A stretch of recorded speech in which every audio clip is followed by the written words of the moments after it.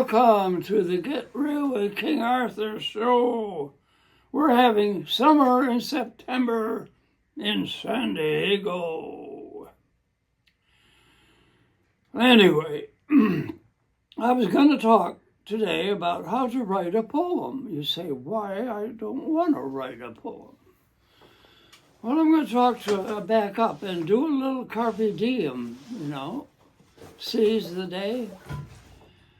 And I am trying to encourage everyone to make use of time and opportunity to develop oneself and learn and be useful. Work, for the night is coming when man works no more. And I was at the Neil Goods Center in San Diego for a daycare for the homeless. And they would sit in rows watching TV, which was too soft to hear, doing nothing. And I started talking to a young man, and he said, "You have a very good voice. Have you ever thought of trying to maybe use it like as a radio announcer?" Oh, he said, "Well, I couldn't do it. I just have a high school education." I said, "If you want to go to a junior college, I promise you can get in and make it." "Well, I don't think I could," whatever. And, there it went. And so I believe that we ought to be Renaissance people. That is, that our creativity should not be just in one aspect. Jane Addams, who in the 19th century sponsored Hull House in Chicago, thought, if I can't do everything in the world to survive, she worried about that. Well, that's an extreme. But we have a right to be creative in more than one field and to learn. So, for example, I'll talk about myself. I've always said, I'm not mechanical. Well, no, that was a stupid statement. I never even bothered to look under the hood of the car, or when I took it in for repairs to find out what was going on. I'm sure I could learn auto mechanics, and it would be very helpful. I probably would have done better with my cars, and it would be interesting to know.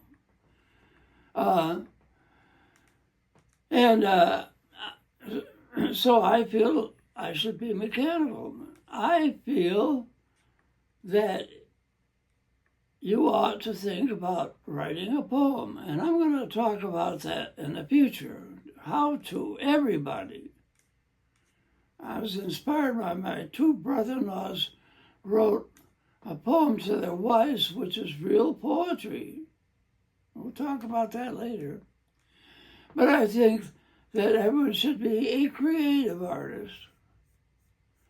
Now, I tried to paint the beach in Plattsburgh, New York, my first painting, and my grandparents and aunt and uncle, who were painters, sort of, just ran it into the ground. It's stupid painting, it's waste, it's no good. Now wait, I have a colleague who is a brilliant teacher, retired. She's now taking up painting and doing very well at it. What about singing? Now, when I was in college, I used to sing in the shower. Well, I got more criticism. We don't like to hear you sing in the shower. So I read a book on singing, and I'm not an opera singer, But people don't run away screaming when I sing, and I'm much better singer than I used to be. I think we should be interested in politics and government and environment and faith and religion and philosophy and science. Don't leave all the things in the world to somebody else. We should be involved in all as much as possible. I have people say, you're singing. Yeah, I love to hear people sing. Wordsworth wrote about his lass in Scotland in the fields singing. It wasn't an operatic voice. Edmund Goss, the scientist, talked about how he's a writer, talked about how he loved to hear his father, Philip Goss, singing. He was a biologist. So I think that you should be a Renaissance person. Don't leave creativity to the specialist. So when people say, you've got to be a professional singer to sing, and they turn on the radio or the boom tube, worse yet, the boom tube. And so at least take up another field and be creative.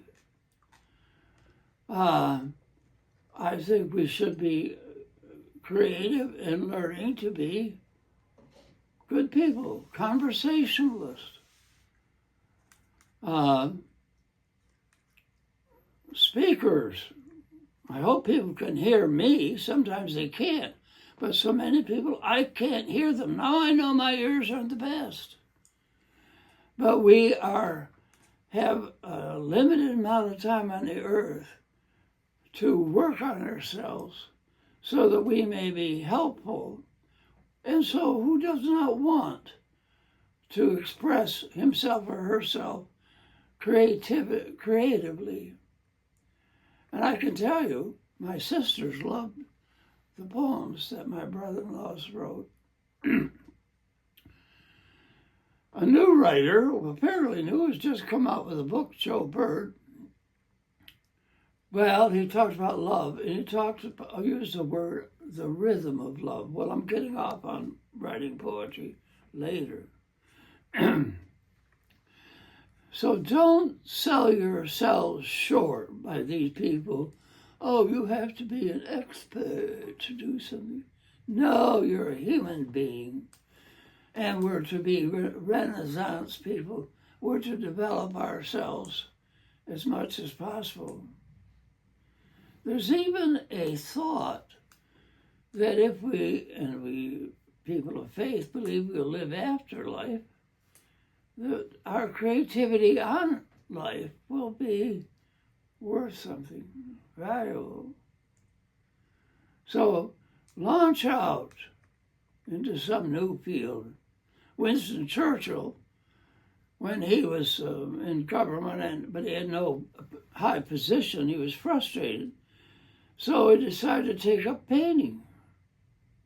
Well, he had a slow beginning, but he certainly found meaning in life and joy to be creative. Now, Queen Victoria says that her roommate is an interior decorator. Well, we're going to have her on Get Real with King Arthur. I want to learn things about interior decorating. After all, I have to live in a place. And so, carpe diem, I guess. Seize the day. Develop yourself to the maximum.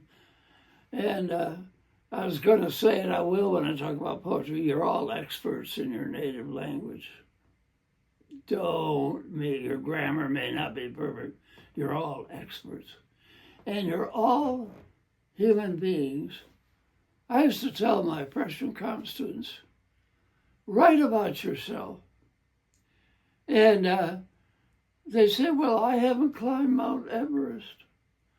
I haven't done anything exciting. I say, the very fact that you're a human being, oh, ecstasy, oh, tragedy.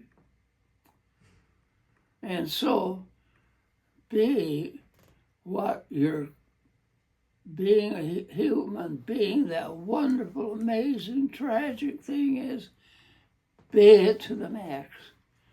So launch out and have a good week.